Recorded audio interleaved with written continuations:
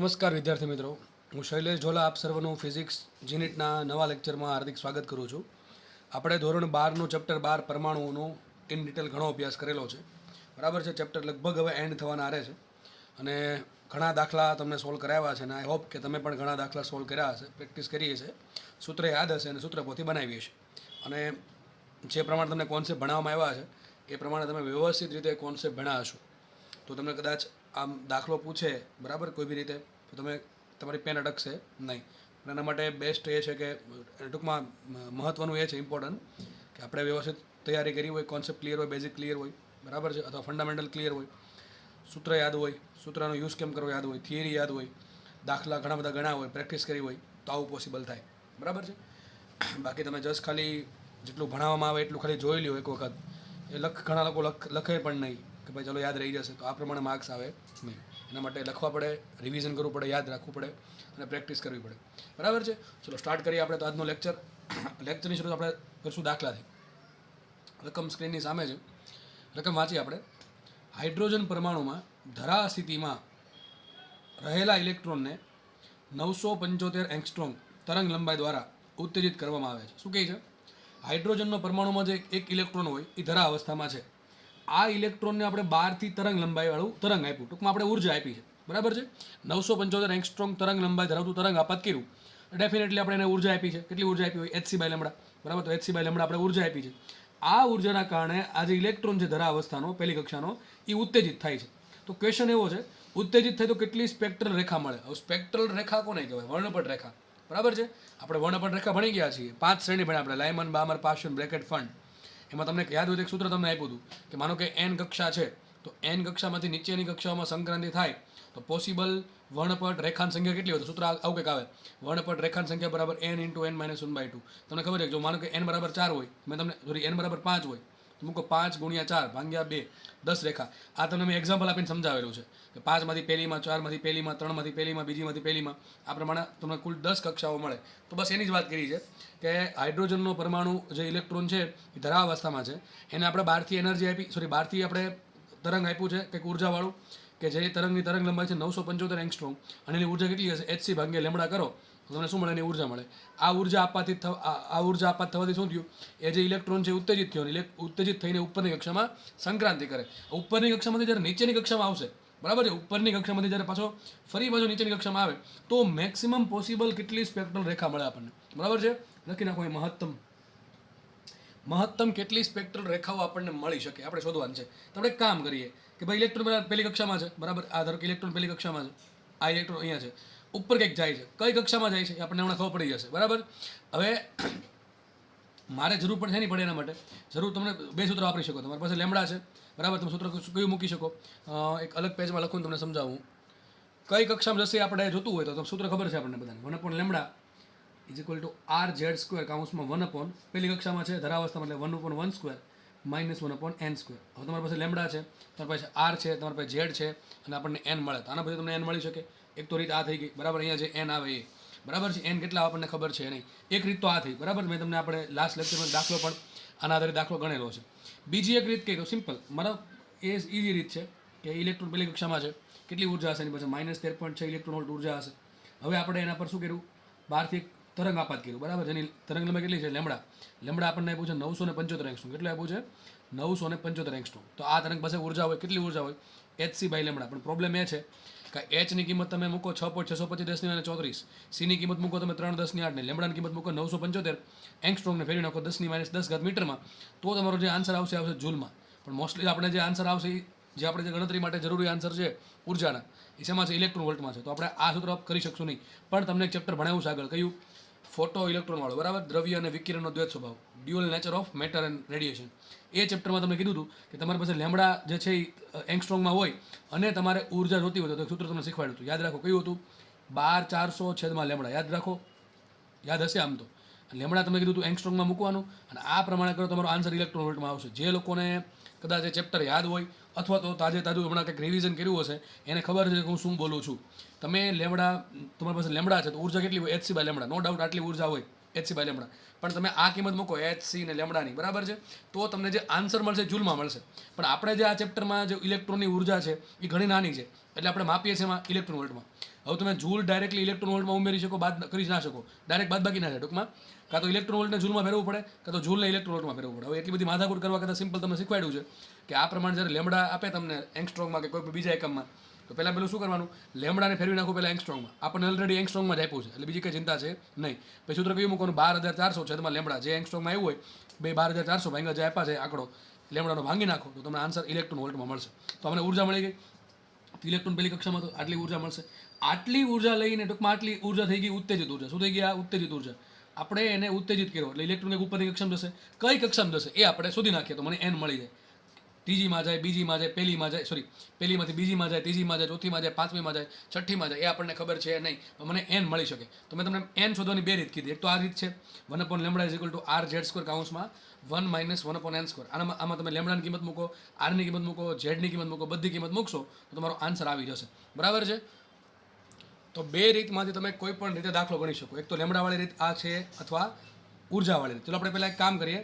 આ રીત છે ને લેમડાવાળી, એના પછી તમને ફટાફટ દાખલો કરીને બતાવું. બરાબર છે? તો ચલો આપણે સૂત્ર કયું છે, જો કે આવું આપણે લાસ્ટ લેક્ચરમાં કરેલું પણ છે, જેમાં આપણે n ને m શોધ્યા હતા. બરાબર છે? તો વિચારીએ આપણે. ઇલેક્ટ્રોન પહેલી કક્ષામાં છે, ઇલેક્ટ્રોન ક્યાં છે? n બરાબર 1મી કક્ષામાં છે. બરાબર છે? હવે એને આપણે ઉર્જા આપી. આ ઇલેક્ટ્રોનની ઉર્જા એટલે જશે ક્યાં? ઉપર. ધારો કે ઉપર સંક્રાંતિ કરીને n બરાબર nમી કક્ષામાં ગયો. કઈ કક્ષામાં ગયો? n બરાબર nમી. આ n કેટલા છે આપણે શોધવા છે. બરાબર છે? આપણે એના માટે શું આપ્યું? લેમડા આપ્યું છે. તો લેમડા આપણે આપશું તો ઉપર જશે, અને ઉપરથી નીચે તો આપણને લેમડા મળે, ટૂંકમાં તરંગ મળે. બરાબર? અથવા આપણે ઉર્જા સામેથી મળશે, આમાં આપણે ઉર્જા આપવી પડશે. સૂત્ર આપણે મૂકીએ કિંમત 1/λ = rz² કાઉન્સમાં 1 - 1/n². અહીંયા n બરાબર 1 છે, અહીંયા n બરાબર 1 છે, એટલા માટે 1/2 1 થઈ ગયો. બરાબર? હવે કામ કરીએ, આપણે n શોધવાનું છે. તો આપણે કામ કરીએ, આ બધી વસ્તુ છેદમાં નીચે લાવીએ. અને આપણે રકમમાં કીધું છે કે હાઇડ્રોજન છે. શું છે? હાઇડ્રોજનનો પરમાણુ છે. તો z બરાબર 1 થઈ જશે, લખવાની જરૂર છે ને. લેમડા કેટલા છે? 975. મૂકીએ કિંમત તો અહીંયા આવશે 975 એંગસ્ટ્રોમ. એંગસ્ટ્રોંગ લખશું, એને ફેરવી નાખો 10 - 10 મીટરમાં, જશે ઉપર તો થઈ જશે 10 + 10. ગુણ્યા શું આવશે? r નીચે આવશે તો r બરાબર ખબર છે આપણને 1.1 10 અને z બરાબર 1 લખી નાખીએ. બરાબર? 1/2. બરાબર? શું આવશે અહીંયા? 1 - 1/n². આવું આવશે. હવે આપણે જસ્ટ સાદુરૂપ આપવાનું છે. આ 7 ઉપર 10 ઉપર 1000 વધશે, ઉપર વધશે 1000. નીચે શું આવશે? તો નીચે આવશે 975 ગુણ્યા 1.1. એ આપણે એક કામ કરીએ, 975 પેલા ગુણ્યા 11 કરી નાખીએ. તો મેં તમને સિમ્પલ શીખવાડ્યું. પેલા લખી નાખવાનું શું? 975 ગુણ્યા 11 પાછું આમ લખી નાખવાનું 975. બરાબર છે? અહીંયા મૂકી દો 0, અહીંયા મૂકી દો 0, કરો સરવાળો. 5 7 ને 5 12, 10 ને 17 ને 10. બરાબર? શું આવશે? 10 72. હવે 11 નથી પણ આપણે પાસે એક્ઝેક્ટલી 1.1 છે, તો આન્સર આવશે 10 72.5. શું આન્સર આવશે? 10 72.5. તો 975 ગુણ્યા 1.1 નો આન્સર આવશે 10 72.5. આપણે લઈ લેશું અને નજીકનો આંકડો 1075. શું લઈ લેશી? 1075. બરાબર? 1075 મૂકી દઈએ. અહીંયા આવશે 1075. આ બાજુ આવશે 1 - 1/n². બરાબર? આવું થઈ ગયું. સિમ્પલ ગણતરી છે. બરાબર છે? અને બધાને ગણતરી કરતા આવડવું જોઈએ ભાઈ, ફરજિયાત. અને હું જેમ પ્રમાણે કરું છું એમ ઓછા સમયમાં ગણતરી થઈ જવી જોઈએ. ઓકે? હવે કામ કરીએ. જો 75 આવે એટલે તરત બુદ્ધિ હાલે કે ભાઈ 25 વડે કંઈક ભાગ હાલતો હશે. હવે આપણને એટલી ખબર પડે 25 100 થાય. બરાબર છે? તો 1000 શું લખાય? 25 × 40. શું લખાય? 1000 ને 25 × 40. અને અહીંયા 75 વધારે છે તો 3 વખત 25 વધારે હશે. ટૂંકમાં અહીંયા છે 25 × 43. સમજ પડવી જોઈએ. સમજ પડવી જોઈએ કેમ આવ્યા. ઘણા કહે છે 43 ક્યાંથી આવ્યું? અરે 25 × 40 કરો તો 1000 થઈ જાય. આ 1000 કરતાં 1075 25 વધારે. કેટલી વખત વધારે? 3 વખત. તો 40 માં 3 નાખો, શું હશે? 43. બરાબર? તો શું આ ઉઠશે છત? તો આવશે અહીંયા 25 ઉડી ગયા. તો 40/43 = 1 - 1/n². ફટાફટ આપણે n² ને કરતા બનાવીએ. ટૂંકમાં આ પદ આમ લાવો, આ પદ આમ લાવો. જેને ડાયરેક્ટ લખતા આવડે 3/43 આવે તો લખી શકે છે. ન આવડે તો આ પ્રમાણે કરી દો. 1/n² = 1 - 40/43. 43 ગુણ્યા અહીંયા 43 - 40 એટલે શું આવશે? 3/43 કરી નાખી ઊંધું તો શું થઈ જશે? માટે n² બરાબર 43/3. 43/3. હવે જુઓ, તમારે આનો આન્સર એ પ્રમાણે લાવવાનો કે જેથી છે ને તમારો જે જવાબ છે ને એ લગભગ શું કે પૂર્ણાંક સંખ્યા આવવો જોઈએ. ટૂંકમાં n નો આન્સર શું આવે? પૂર્ણાંક સંખ્યા આવે. તો 43/3 કરો તો બુદ્ધિ આવી કે હાલે 15 તેરી 45 થાય. પણ 15 મૂકો તો આન્સર નહીં આવે, 14 મૂકો તો આન્સર નહીં આવે. શું મૂકો આપણે? 16 મૂકો આપણે. શું મૂકો આપણે? 16. તો ઘણા કહે છે તમે આમ થોડા કરી શકો, કરી શકીએ, કારણ કે આપણા ગણતરી બધી એક્ઝેક્ટ કરી નથી. અને એક્ઝેક્ટલી આરની કિંમત છે ને એ એટલી હોય નહીં. કેટલી? એ 1.09 સમથિંગ હોય. એ બધામાં પડવા કરતાં સિમ્પલ આપણે બુદ્ધિ ચાલવી જોઈએ. કેલ્સી તો આપણી પાસે છે નહીં. બરાબર છે? તો n² બરાબર 16 હોય, n બરાબર શું હોય? 4 હોય. શું n બરાબર 4 હશે? શું હશે? n બરાબર 4. તો આપણને n બરાબર 4 મળી ગયા. ચલો હવે એ જ વસ્તુ હું તમને અહીંયા મેં તમને જે બીજી રીત કીધી ને, બીજી રીત કઈ કીધી કે તમારી પાસે n લેમડા છે. લેમડા પછી તમે શું શોધી નાખો? ઉર્જા શોધી નાખો. શું શોધી નાખો? ઉર્જા. ઉર્જા મળી જાય તો આપણે શું કરવાનું કે આટલી ઉર્જા હતી અને આપણે બહારથી એટલી ઉર્જા આપી તો કેટલી ઉર્જા છેલ્લે વધશે. એ જે ઉર્જા હશે એ કઈ કક્ષામાં એટલી ઉર્જા હોય એ તમે શોધી નાખો. એના પરથી પણ દાખલો સોલ્વ થઈ જાય. મારા મતે આ રીત ઇઝી પડે. ઇઝી એટલે કે સમય વાઇઝ, બરાબર છે. ગણતરીમાં ઇઝી પડે, બાકી આમાં ઘણા બધા સ્ટેપ આવશે. ચલો આ પ્રમાણે દાખલો ગણીએ ફટાફટ. તો જુઓ, લેમડા તમને કેટલું આપ્યું? 975 એંગસ્ટ્રોમ આપ્યું છે. આપણે એને એક કામ કરીએ, આટલા લેમડા માટે ઉર્જા કેટલી હોય ઇલેક્ટ્રોન વોલ્ટમાં? સૂત્ર શું છે? E બરાબર 12 400 છેદમાં લેમડા. લેમડા શું મૂકીએ? 975. તો મૂકી દો 12 400 ભાગ્યા 975. અને જે લેમડા મૂકો છો ફરજિયાત, જ્યારે તમે આ સૂત્ર વાપરો છો ત્યારે લેમડા ફરજિયાત મૂકવો પડે તમારે એંગસ્ટ્રોમમાં. ઓલરેડી આપણને એંગસ્ટ્રોમમાં જ આપ્યા છે, મૂકી દઈએ 12 400 ભાગ્યા 975. આન્સર તમારો આવશે ઇલેક્ટ્રોન વોલ્ટમાં. હવે આ તમારે ગણતરી કરવાની છે જાતે, બરાબર છે. જાતે ગણતરી કરવાની છે. થોડીક બુદ્ધિ ચાલી તો આમ ચાલે કે ભાઈ નીચે 1000 હોય, બરાબર, 1000 હોય તો આન્સર એક્ઝેક્ટ 12.4 આવે, બરાબર છે. પણ 1000 નથી, નીચે 975 છે તો 12.4 થી કંઈક વધારે છે. માની લો 12.6 છે. મને ભાઈ એક્ઝેક્ટ ખબર નથી કેટલો આન્સર આવે છે, બરાબર છે. બાકી લખી નાખો તું. હવે આપણે એક્ઝેક્ટ જાણવાની જરૂર નથી. હું તમને શું કહું છું, 12400 છેદમાં 975 છે, બરાબર. તમે ગણતરી કરી શકો. 25 ચોક 100 ને આ કેટલા થશે? 40 માંથી 1 કાઢો, 25 ગુણ્યા 39. હા, બરાબર, બરાબર છે. એ પ્રમાણે ગણતરી કરો કે 12 પોઈન્ટ સમથિંગ આન્સર આવતો હશે. હવે એમ બુદ્ધિ આમ ચલાવાય કે 12 400 ભાગ્યા 975 કરવા છે, પણ 975 જગ્યાએ હું 1000 લઈ લો. શું લઈ લો? 1000. તો 12 400 ભાગ્યા 1000 નો શું આવે? 12.4 આવે. હવે છેદ હતો નાનો, તમે કર્યો મોટો. છેદ મોટો થાય જવાબ ઘટી જાય. તો મારો જે જવાબ આવ્યો 12.4, હકીકતે એ નાનો છે, એને થોડોક મોટો કરવો પડે. કેટલો મોટો કરવો પડે? થોડીક બુદ્ધિ વાપરી દેવાની. માની લઈએ આપણે 12.6 કરી દઈએ. કેટલો કરી દઈએ? 12.6. ભાઈ એક્ઝેક્ટ કેટલો છે આપણને ખબર છે નહીં, બરાબર છે. તો આપણે E બરાબર 12.6 ઇલેક્ટ્રોન વોલ્ટ, બરાબર. આટલી ઉર્જા છે. આટલી ઉર્જા આપણે ઇલેક્ટ્રોનને બહારથી આપી. તો વિચારો, અહીં મેં દોરી છે આકૃતિ કે ઇલેક્ટ્રોન પહેલી કક્ષામાં છે, હાઇડ્રોજનનો છે, એટલે પહેલી કક્ષામાં કેટલી ઉર્જા હશે એની પાસે? -13.6 ઇલેક્ટ્રોન વોલ્ટ એટલી ઉર્જા હશે. ઇલેક્ટ્રોન વોલ્ટમાં છે બધી ઉર્જા. હવે એક કામ કરીએ, -13.6 ઉર્જા તો હતી એની પાસે, આપણે બહારથી કેટલી આપી? બહારથી આપી 12.6. આ પ્લસ આવે કે માઇનસ આવે? અરે ભાઈ આ પ્લસ આવે, આપણે બહારથી આપીએ છીએ. તો -13.6 ઇલેક્ટ્રોન વોલ્ટ એની પાસે ઉર્જા હતી, બહારથી કેટલી આપીએ? +12.6 ઇલેક્ટ્રોન વોલ્ટ જેવી આપી છે, અંદાજિત, બરાબર છે. અંદાજિત છે, આ એક્ઝેક્ટ આપણને ખબર છે નહીં. તો હવે એનો સરળ શું આવશે? -13.6 હતી, પ્લસ નાખી આપણે 12.6, તો કેટલી વધે? -1 ઇલેક્ટ્રોન વોલ્ટ. આ રફલી એટલી કંઈક હશે, બરાબર છે. -1 ઇલેક્ટ્રોન વોલ્ટની ઉર્જા એની પાસે હજી હશે. માઇનસમાં છે એટલે શું થાય? મતલબ માઇનસમાં જેનો મિનિંગ એમ થાય કે હજી બંધનમાં છે, બંધનમાંથી મુક્ત થયો નથી. તમે આની 13.6 થી વધારે આપ્યું હોય તો એ બંધનમાંથી મુક્ત થઈ જાય, બરાબર છે. આપણે એક્ઝેક્ટ કેટલી આપી છે? 12.6 થી થોડીક વધારે હશે, કંઈક એની આસપાસ કંઈક હશે. એટલે એની પાસે હજી -1 વોલ્ટની ઉર્જા છે. હવે હાઇડ્રોજનનો વર્ણપટ જુઓ. હાઇડ્રોજનનો વર્ણપટ ઇલેક્ટ્રોન પહેલી કક્ષામાં હોય તો કેટલી ઉર્જા હોય? -13.6. બીજી કક્ષામાં કેટલી ઉર્જા હોય? -3.4. ત્રીજી કક્ષામાં કેટલી હોય? -1. એક તમને સલાહ આપું તો હાઇડ્રોજન માટે ખાલી એટલી 4 વેલ્યુ યાદ રાખજો, બરાબર, કારણ કે બહુ કામમાં લાગશે. એટલે હાઇડ્રોજન માટે આ કામમાં યાદ રાખજો. સૂત્ર ક્યાંથી આવે હાઇડ્રોજન માટે? -13.6 ભાગ્યા n². n બરાબર 1 મૂકો, n બરાબર 2 મૂકો, 3 મૂકો, 4 મૂકો. આ 4 આંકડા યાદ રાખો, બરાબર છે. વિચારો, -13.6 માં આપણે કેટલી આપી છે? 12.6 આપીએ, વધે કેટલી? -1, બરાબર છે. પણ આ રફલી છે, કારણ કે આપણે આ ગણતરી વ્યવસ્થિત કરી નથી, એટલે કે રફ કેલ્ક્યુલેશન કરી છે, અને આપણે એ જ જરૂર છે જીનીટમાં ખાસ. ઓકે, તો વિચારો આમાં કઈ કક્ષામાં ઇલેક્ટ્રોન જશે? એની પાસે -1 ઇલેક્ટ્રોન વોલ્ટ જેટલી હોવી જોઈએ. આની નજીકનો આંકડો કયો છે? આ છે, જો આ દેખાય -15. ઘણા કે સર આ નજીક છે. અરે ભાઈ આ જુઓ ને આ જુઓ, આમાં 0.5નો ડિફરન્સ છે, આમાં ખાલી 0.15નો ડિફરન્સ છે. ટૂંકમાં આ નજીક છે. ટૂંકમાં મતલબ એમ થયો, ઇલેક્ટ્રોન ક્યાં જશે? પહેલી કક્ષામાંથી ચોથી કક્ષામાં જશે. ક્યાં જશે? પહેલી કક્ષામાંથી ચોથી કક્ષામાં જશે. સમજ પડે કે ન પડે? તો આ પ્રમાણે આપણને અહીંયા શું મળ્યું? તમે ઉર્જાવાળી રીત વાપરો તો પણ આપણે ચોથી કક્ષા મળી, અને આપણે આગળ જે લેમડાવાળી રીત વાપરી, બરાબર, લેમડાવાળી રીત વાપરી, એમાં પણ આપણને n બરાબર 4 મળે છે. આટલી ખબર પડી ગઈ? તો સર હવે આગળ શું? હવે વિચારો, ક્વેશ્ચન એમ છે કે આટલી તરંગ લંબાઈનો પ્રકાશ અથવા વિકિરણ આપાત કરવામાં આવે, ઇલેક્ટ્રોનને મળે તો કેટલી સ્પેક્ટ્રલ રેખા મળે? ટૂંકમાં મતલબ થશે એવું કે કેટલી સ્પેક્ટ્રલ રેખાઓ મળશે. મતલબ કે ઇલેક્ટ્રોન ક્યાં પહોંચી ગયો? ચોથી કક્ષામાં પહોંચી ગયો. હવે ચોથી કક્ષામાંથી સંક્રાંતિ કરી નીચે આવે ત્યારે આપણને કેટલી રેખા મળે? તો જો કેટલી મળે વિચારો. એક તો ચોથીમાંથી પહેલીમાં આવી શકે, બરાબર છે. પછી ચોથીમાંથી શું કહેવાય, બીજીમાં જઈ શકે, ચોથીમાંથી ત્રીજીમાં જઈ શકે, પછી સંક્રાંતિ થઈ શકે તો પછી ચોથીમાં ત્રીજીમાં આવે, ત્રીજીમાં પાછો ક્યાં જાય? બરાબર છે, પહેલીમાં જાય. તો આ પ્રમાણે મળે ત્રીજીમાંથી પહેલીમાં, બીજીમાંથી પહેલીમાં મળે, અથવા બીજીમાંથી પહેલી મળે. કેટલી મળે? 1 2 3 4 5 6 મળે. અરે સાહેબ ગણવાનું ન હોય, આમ ગણવાનું હોય કે માનો તમને ખબર પડી ગઈ n બરાબર 4. કેટલા મળી ગયા આપણને? n બરાબર 4 મળી ગયા. તો સૂત્ર મૂકો સીધું. કયું? વર્ણપટ રેખાની સંખ્યા બરાબર n × n - 1/2. શું મળે? મૂકો 4 ગુણ્યા સોરી 2 3 4 5 6 થશે ને? 4 ગુણ્યા 3 12 ભાગ્યા 2 કેટલી રેખા મળે? 6 રેખા મળે. આ તમારો જવાબ. શું આન્સર આવે? 6. આવા ક્વેશ્ચન્સ ખાસ તમને જીમાં પૂછશે, અને જીમાં ક્યાં પૂછે ખબર? ન્યુમેરિકલ, બરાબર ને? 5 ન્યુમેરિકલ આવશે તમને. તો ન્યુમેરિકલમાં આવા ક્વેશ્ચન ઘણી વખત પૂછી નાખે. આવા ખાસ આંકડા આવતા હોય ને એવા, બરાબર કે નહીં? દાખલો એકદમ ઇઝી છે. દાખલો મેં તમને 2 ગણાવ્યો. એક તો તમને યાદ રાખો, જ્યારે પણ આવા ક્વેશ્ચન પૂછે ને કે કેટલી સ્પેક્ટ્રલ રેખા મળે, તમારે શું શોધવાનું કે n ની કિંમત કેટલી હોય, વધુ વધુ કેટલું ઇલેક્ટ્રોન ઉપર જઈ શકે. એ એક વખત તમને મળી ગયું એટલે શું મૂકવાનું, n × n-1/2. જે સંખ્યા મળી એને એની આગળની સંખ્યા વડે ગુણ નાખવાની. 4 તેરી 12 ભાગ્યા 2 કરો, શું મળે? 6 રેખા મળે. કેટલી રેખા મળે? 6 રેખા મળે. 6 કઈ મળશે? તો ચોથીમાંથી પહેલીમાં, ચોથીમાંથી બીજીમાં, ચોથીમાંથી ત્રીજીમાં, અથવા ત્રીજીમાંથી પહેલીમાં, બીજીમાંથી પહેલીમાં, અને સોરી આ બે વખત થઈ ગયું ને, ત્રીજીમાંથી બીજીમાં. બરાબર, આ પ્રમાણે 6 રેખા તમને મળશે. આની સિવાય કોઈ સંક્રાંતિ મળશે નહીં. બરાબર, 3 રેખા ક્યાં મળશે? 3 રેખા તમને મળે લાયમનમાં, ચોથીમાંથી પહેલીમાં, ત્રીજીમાંથી પહેલીમાં, બીજીમાંથી પહેલીમાં. 3 રેખા લાયમનમાં મળશે. ત્રીજીમાંથી બીજીમાં આવી શકે અને ચોથીમાંથી બીજીમાં આવી શકે તો 2 રેખા મળશે બામરમાં, અને ચોથીમાંથી ત્રીજીમાં આવે તો 1 રેખા મળે પાર્શ્વનમાં. બરાબર છે, આ પ્રમાણે થશે. સોરી, હાથમાં ખોટું જ દોર્યું છે. ઓકે, ચલો, તો આ પ્રમાણે તમને મળશે. બરાબર, 4માંથી ત્રીજીમાં, 4માંથી બીજીમાં, 4માંથી પહેલીમાં 3 રેખા થઈ, ત્રીજીમાંથી બીજીમાં, ચોથીમાંથી બીજીમાં, બીજી 2 થઈ, અને પહેલીમાંથી સોરી બીજીમાંથી પહેલી. અરે એ તો આવી ગયું. તો કઈ વધી હવે? આ ચોથીમાંથી ત્રીજીમાં. આ પ્રમાણે 6 રેખા તમને મળશે. 3 લાયમનની, 2 મામરની અને 1 પાર્શ્વની. આમાં થોડીક દોરવામાં ભૂલ થઈ ગઈ છે. બરાબર, આ વખતે તમે સમજી શકો.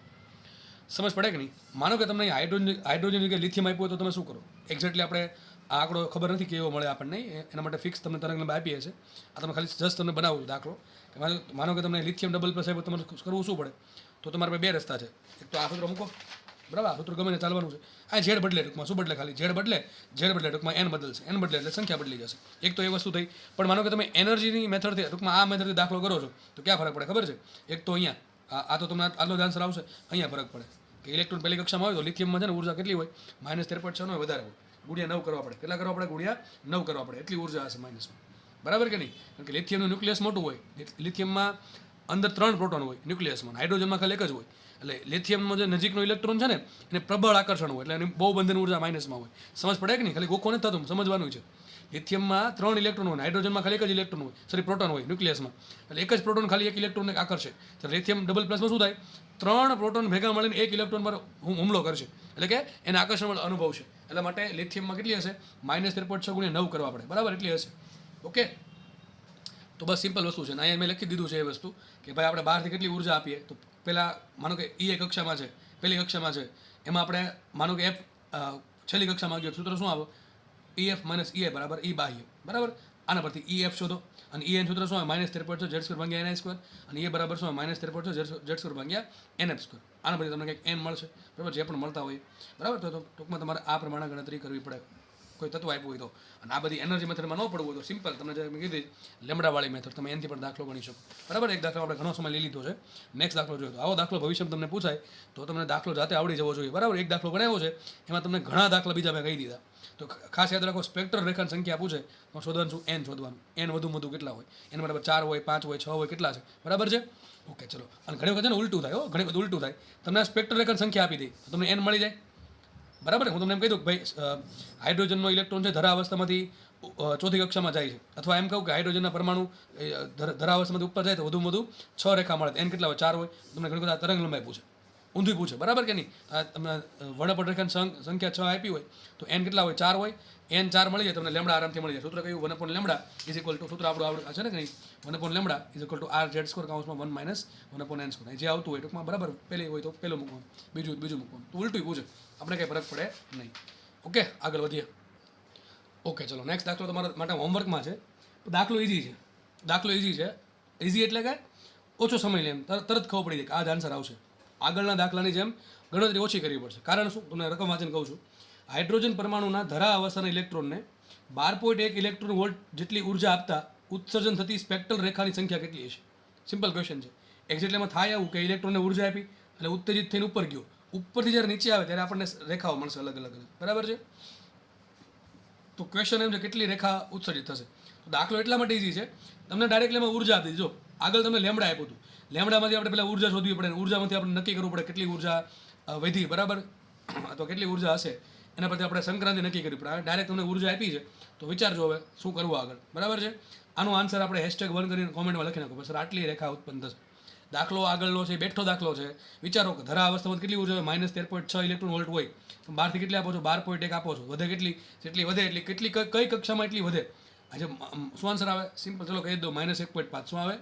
-1.5 ઇલેક્ટ્રોન વોલ્ટ ઉર્જા આવે. તો વિચારવાનું એ કે ઇલેક્ટ્રોન જ્યારે ધરા અવસ્થામાંથી ઉપર જાય તો કઈ કક્ષામાં એની પાસે -1.5 ઇલેક્ટ્રોન વોલ્ટ ઉર્જા છે. કઈ કક્ષામાં છે એ તમને n મળશે, n મળે એટલે તમને સંખ્યા મળી જાય. બરાબર, આગળ વધીએ. ચલો નેક્સ્ટ ક્વેશ્ચન. નીચે 4 સ્ટેટમેન્ટ આપ્યા છે અને ક્વેશ્ચન એવો છે કે બોરના પરમાણુ મોડેલ મુજબ કયું વિધાન સાચું છે. 4 માંથી કયું સેન્ટેન્સ સાચું છે એ આપણે કહેવાનું છે. ચલો પહેલો સેન્ટેન્સ એમ કે ઇલેક્ટ્રોનનું બોરના મોડેલ અનુસાર ઇલેક્ટ્રોનનું કોણીય વેગમાન અચળ રહે. ભાઈ આ જ સાચું છે. કેમ? અરે તમે કીધું છે કે માનો કે ઇલેક્ટ્રોન nમી કક્ષામાં છે, nમી કક્ષામાં ગમે એટલા વ્યક્તિ ગતિ કરતો હોય, ગમે એટલું એનું શું કહેવાય આકર્ષણ બળ હોય, પણ એનું કોણીય વેગમાન L કેટલું હોય, NH/2. અરે ભાઈ અહીંથી તો શરૂઆત થઈ હતી ગણવાની. બોરે પહેલાં ધાર્યું કે ભાઈ કોણીય વેગમાન અચળ હોય કોઈ કક્ષામાં, આપેલ કક્ષામાં ઇલેક્ટ્રોનનું કોણીય વેગમાન અચળ હોય છે. અને ઇલેક્ટ્રોન એને એવું કીધું હતું ચોખ્ખું, તમને અધિતર્ક ભણાવ્યો છે કે ઇલેક્ટ્રોન માત્ર એવી જ કક્ષામાં ભ્રમણ કરી શકે કે જેમાં એનું કોણીય વેગમાન h/2π ના પૂર્ણ ગુણાંકમાં હોય. તો જો કોણીય વેગમાન અચળ થઈ ગયું, આપેલી ઘણા કે n બદલાવ કોણીય વેગમાન ન બદલે. અરે મારું વાત તો સાંભળો, હું એમ કહું છું કોઈ કક્ષા તમે કક્ષા ફિક્સ કરી નાખો, 5મી 6ઠી કોઈ પણ એક, હું એમ કહી દઉં 5મી કક્ષા, તો 5મી કક્ષામાં કેટલું હોય, LH/2π. ટૂંકમાં કેવું અચળ છે, બરાબર છે. ઓલવેઝ કેટલું હશે, always L is proportional two n અથવા L is proportional two h/2π. ટૂંકમાં h/2π ના પૂર્ણ ગુણકમાં. હકીકત થિયરી આપણે અહીંથી સ્ટાર્ટ થઈ હતી, અહીંથી. બરાબર, આ હતું એટલે બધા સૂત્ર આપણે બધા મેળવ્યા હતા. આરનું સૂત્ર, વેગનું સૂત્ર, ગતિ ઉર્જા, સ્થિતિ ઉર્જા, કુલ ઉર્જા, બધા સૂત્ર એટલે એ પ્રમાણે જ મળ્યા હતા આપણને. બરાબર છે. રીડબર્ગ અચળાંક, તો આ મેન શરત હતી કોણીય વેગમાન અચળ. તો યાદ રાખજો ઇલેક્ટ્રોનનું કોણીય વેગમાન અચળ રહે છે. ચલો બીજા સ્ટેટમેન્ટ કેમ ખોટા, ચલો આપણે એ ડિસ્કસ કરીએ. કારણ કે આપણો જે ગોલ એ નથી કે ખાલી આપણે આન્સર ટીક કરીને આગળ વધી જઈએ. આ 3 સ્ટેટમેન્ટ કેમ ખોટા, ચલો એ સમજીએ આપણે. તો બીજું સ્ટેટમેન્ટ એમ કહે છે કે બોરના પરમાણુ મોડલ સાબિત કરવા માટે બોરે શું કર્યું હતું, આઇન્સ્ટાઈનનો ફોટો ઇલેક્ટ્રિક અસરનું સમીકરણનો ઉપયોગ કર્યો. આમાં ક્યાં ફોટો ઇલેક્ટ્રિક અસર આવી હતી? ઘણા કહે છે કે દાખલો ગણાયો હતો. અરે ભાઈ દાખલો ગણાયો હતો, આખા ચેપ્ટરની ક્યાંય થિયરીમાં આઇન્સ્ટાઈનના ફોટો ઇલેક્ટ્રિક અસરનું સૂત્ર આવતું નથી. તો આ સેન્ટેન્સ ખોટું છે. ઓપ્શન સી, પરમાણુમાંથી સતત વર્ણપટનું ઉત્સર્જન થાય છે, એટલે કે ટૂંકમાં સતત તરંગ લંબાઈનું. સતત તરંગ લંબાઈ મળે? ના ભાઈ, નથી મળતી. તમે જો બીજી કક્ષામાંથી પહેલી કક્ષામાં, ત્રીજીમાંથી પહેલી કક્ષામાં, ચોથીમાંથી પહેલી કક્ષામાં મળે તમને કંઈક અલગ અલગ તરંગ લંબાઈ મળશે. પણ હું એમ માનું કે પહેલીમાંથી બીજીમાં, ત્રીજીમાંથી બીજીમાં, ફરીથી બોલું છું, બીજીમાંથી પહેલીમાં, ત્રીજીમાંથી પહેલીમાં, ચોથીમાંથી પહેલીમાં તો તમને 3 તરંગ લંબાઈ મળે. હું એમ કહું અહીં કંઈક તમને આંકડો મળશે, અહીં કંઈક આંકડો મળશે, અહીં કંઈક આંકડો મળશે. જે આંકડો મળતો હોય એ તમને શીખવાડ્યું છે લાયમન બામર પાછળમાં. તો એમ કહું માનો કે કંઈક આંકડો મેળવો, અહીંયા કંઈક આંકડો મેળવો, એની વચ્ચે કોઈ તરંગ લંબાઈ છે? ના, કોઈ તરંગ લંબાઈ નથી. સતત એટલે શું થાય, 0 થી સ્ટાર્ટ કરીને છેક ઇન્ફિનિટી સુધી, 0 થી સ્ટાર્ટ કરીને છેક ઇન્ફિનિટી સુધી દરેક તરંગ લંબાઈ મળે. તો મતલબ એમ થાય પરમાણુમાંથી સતત વર્ણપટનું ઉત્સર્જન થાય કે નથી થતું? નથી થતું. કારણ શું, આપણને કોઈ સ્પેસિફિક તરંગ લંબાઈ મળશે. માનો કે બીજી કક્ષામાંથી પહેલી કક્ષામાં સંક્રાંતિ થાય તો તમને એક સ્પેસિફિક મળશે. કેટલી મળે તો શોધવું હોય શું કરવું પડે, 1/λ = r કાઉન્સમાં 1 - 1/4. તો 4 × 4 ને 3 શું મળશે, 4/3r. કેટલી મળે, 4/3r. બરાબર કે નહીં? ત્રીજીમાંથી પહેલી થાય તો શું અહીંયા 9 આવશે, તો 9 × 1 = 9 એટલે શું મળશે, 8 કેટલા આવશે, 9/8r. કેટલી મળે, 9/8r. બરાબર આટલી આવશે. ઓકે, તો તમે જુઓ આ બે વચ્ચે કંઈ મળે છે? કોઈ મળતી જ નથી. બરાબર છે, કોઈ મળતી નથી. બીજી તો સતત કહેવાય, આ અસતત કહેવાય. કારણ કે તમને ખાલી સ્પેસિફિક મળી, એક તો આ મળે અને પછી સીધી આ મળશે, વચ્ચે કોઈ મળતી નથી. તો આને શું કહેવાય, અસતત. યાદ રાખજો, આ સેન્ટેન્સ તમને પૂછાઈ શકે. આ તમને પૂછે ખાસ નીટવાળા લોકો, આવું તમને પૂછી શકે કે હાઇડ્રોજનના અથવા બોરના પરમાણુ મોડલ અનુસાર પરમાણુમાંથી સતત વર્ણપટનું ઉત્સર્જન થાય છે. સાચું ખોટું? ખોટું સ્ટેટમેન્ટ છે, કારણ કે સતત મળતું નથી. મેં તમને કારણ કીધું. આગળ લખ્યું છે બધા પરમાણુઓ સમાન વર્ણપટનું, આ ખોટી વાત છે. બધા પરમાણુઓ સમાન વર્ણપટનું ઉત્સર્જન ક્યાંથી કરે? સૂત્ર જુઓ, સૂત્ર શું આવે, 1/λ = rz² કાઉન્સમાં 1/, ટૂંકમાં z આવે. જો z આવે તો લેમડા બધા માટે અલગ અલગ હોય, તો ક્યાંથી સરખું ઉત્સર્જન કરે? અને બીજી વાત, દરેક તત્વ માટે, દરેક પરમાણુ માટે આરે અલગ અલગ હોય. એ તમને નેક્સ્ટ લેક્ચરમાં સમજાવીશ. બરાબર, ચલો આગળ દાખલો જોઈએ. તો એટલા માટે આ સ્ટેટમેન્ટ ખોટું છે. નેક્સ્ટ ક્વેશ્ચન લઈએ, ફટાફટ લઈએ આપણે કે હાઇડ્રોજનના ધરા અવસ્થામાં ઇલેક્ટ્રોનને 980 એંગસ્ટ્રોમ તરંગ લંબાઈના પ્રકાશથી ઉત્તેજિત કરવામાં આવે છે. ઓકે, કાંઈ વાંધો નહીં. ધરા અવસ્થાની ત્રિજ્યા r0 હોય તો અંતિમ ઉત્તેજિત અવસ્થા ત્રિજ્યા xr0 હોય તો r0 શોધો. તમને શું કહે છે, હાઇડ્રોજન પરમાણુનો ઇલેક્ટ્રોન છે એ ધરા અવસ્થામાં છે, તમે એને બહારથી 980 એંગસ્ટ્રોમની ઉર્જા આપી. બરાબર છે, તો શું કરશે, કૂદકો મારીને ઉપર જશે.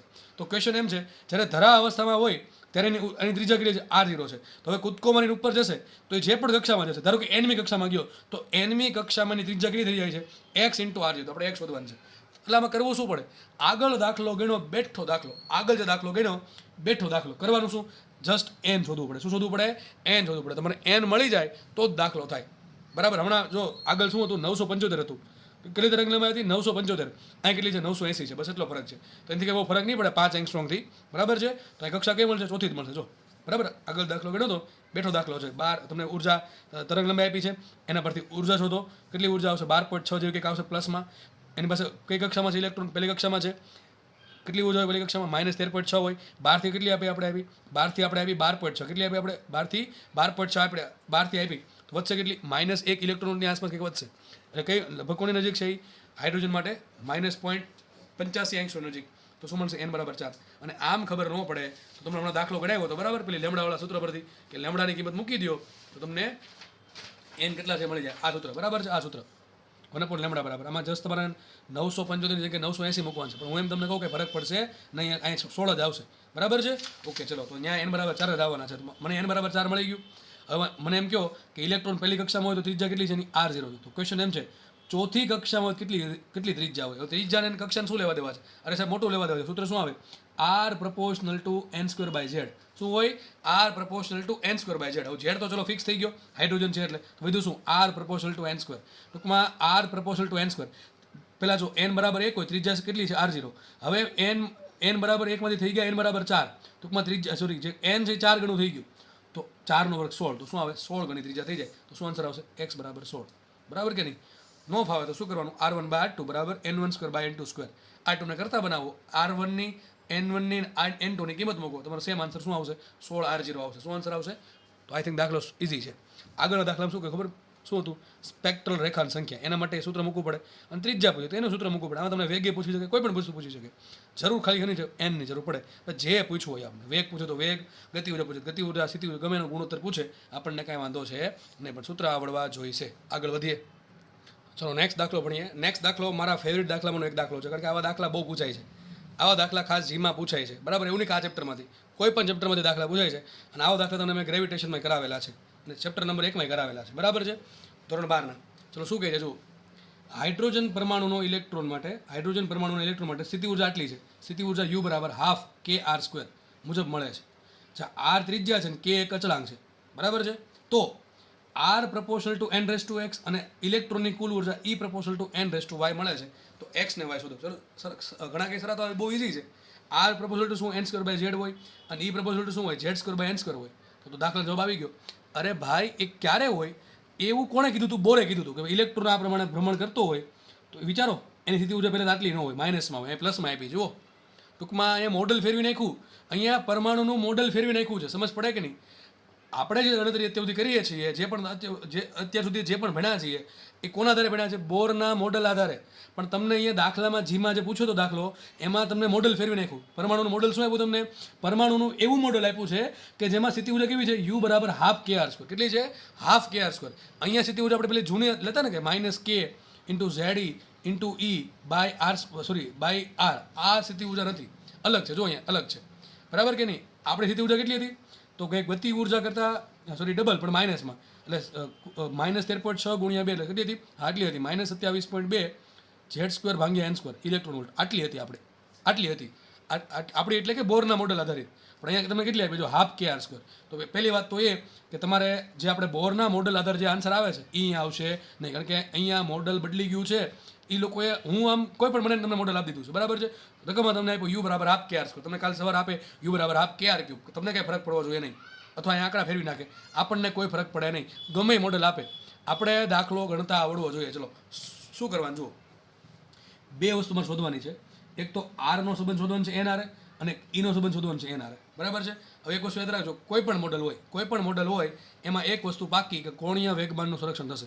તમારું સૂત્ર હંમેશા વાપરવાનું l બરાબર nh/2π. શું કરવાનું? l બરાબર nh/2π. એક તો આ વાપરી દેવાનું. અને આપણને ખબર છે l બરાબર શું હોય? mvr હોય. શું હોય? l બરાબર mvr. બરાબર કે નહીં? આ બે ઇક્વેશનનો યુઝ હંમેશા કરવાનો. યાદ રાખજો, પહેલું સ્ટેપ. જ્યારે આવા અટપટા દાખલા પૂછે ત્યારે કરવાનું શું? તમે કોઈ પણ મોડલ આપ્યો હોય હંમેશા યાદ રાખજો, એક તો સૂત્ર તમારે આ વાપરવાનું, એક આ વાપરવાનું. શું વાપરવાનું? l બરાબર nh/2π અને l બરાબર m. આ તો ખબર જ છે ને, ચાગતી સૂત્ર છે. r ક્રોસ p બરાબર l. આપણે મૂલ્ય શોધો તો શું આવશે? l બરાબર p × r અથવા r × p mvr. એક તો આ બેનો યુઝ કરશું આપણે. અહીંયા સુધી પહોંચો પહેલાં શું કરવાનું? જો મોટા ભાગના દાખલા તમને સ્થિતિ ઉર્જા આપી. અહીં શું આપ્યું આપણે? સ્થિતિ ઉર્જા u બરાબર શું આપ્યું? ½ kr². શું આપ્યું? ½ kr². મેં તમને ગ્રેવિટેશનમાં શીખવાડ્યું છે, અને ઘણા દાખલા હવે ભવિષ્યમાં આવશે અથવા અત્યાર સુધીમાં આવી ગયા હોય એમાં શીખવાડ્યું છે. ખાસ મેં તમને લગભગ કાર્ય ઉર્જા પાવરમાં દાખલા આવ્યા છે. કાર્ય ઉર્જા પાવરમાં આવ્યા છે. ઉપગ્રહવાળા દાખલામાં, ઉપગ્રહ જે સેટેલાઇટ છે એમાં, એટલે કે ગ્રેવિટેશનમાં દાખલા આવ્યા છે. કરવાનું શું? તમને કીધું હતું બળ બરાબર શું હોય? યાદ કરો, minus del you by del X. Sir આવું ક્યાંક આવ્યું હતું? અરે ક્યાં આવ્યું હતું ખબર છે? ચેપ્ટર 6 ધોરણ 11 કયું સૂત્ર, કયું ચેપ્ટર છે? બરાબર છે, કાર્ય ઉર્જા power, work energy end power. એમાં આ સૂત્ર સાબિત કરાવેલું છે. બરાબર, એમાં ઘણું બધું કીધું હતું કે યુ વિરુદ્ધ એક્સના આલેખના ઢાળનું ઋણ મૂલ્ય બળ આપે, અને એવું કીધું હતું બળ વિરુદ્ધ એક્સના આલેખનું ઘેરાતું ક્ષેત્રફળ સ્થિતિ ઉર્જા આપે માઇનસ મૂલ્ય. બધું કીધેલું છે, આપણે રિવિઝન કરો તો યાદ રહેશે, બાકી કંઈ યાદ રહેશે નહીં.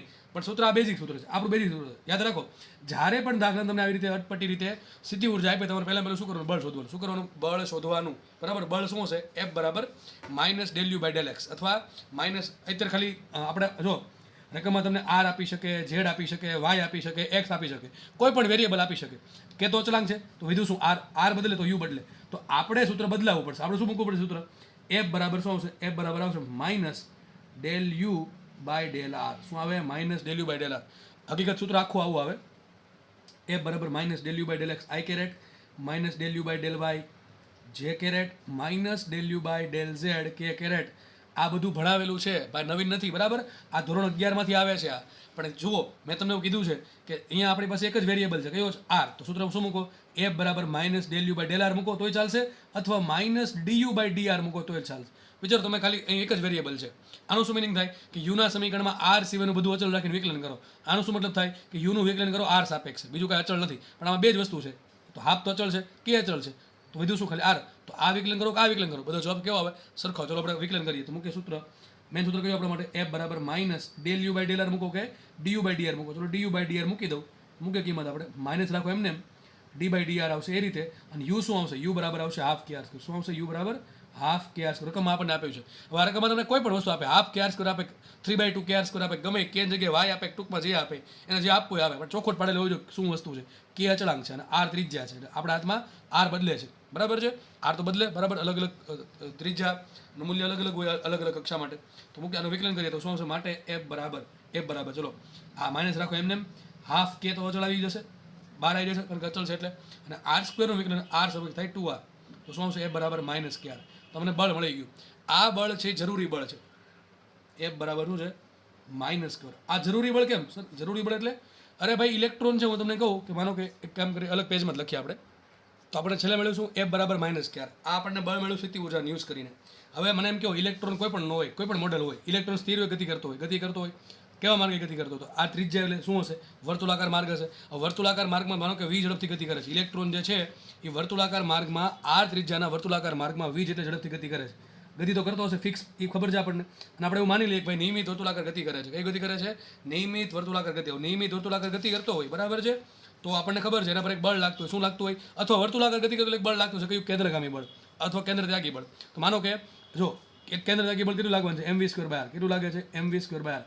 માનો કે અંદર કે બહાર તરફ લાગે છે, તો એને સપોર્ટ કોણ કરશે? યાદ રાખો, કેન્દ્રગામી બળ હકીકત એકલું ન હોય, એકલું હોય વસ્તુ બહાર ફગવાઈ જાય. તો સામે સપોર્ટિંગ એક બળ આવવું જ જોઈએ. એ કયું બળ હશે? કે આ બળ હશે. જો આ બળ, આ જે બળ છે ને એ હતું. બોરના મોડેલમાં કયું બળ હતું? યાદ કરો, બોરના મોડેલમાં કયું બળ હતું? અરે ન્યુક્લિયસનું આકર્ષી બળ.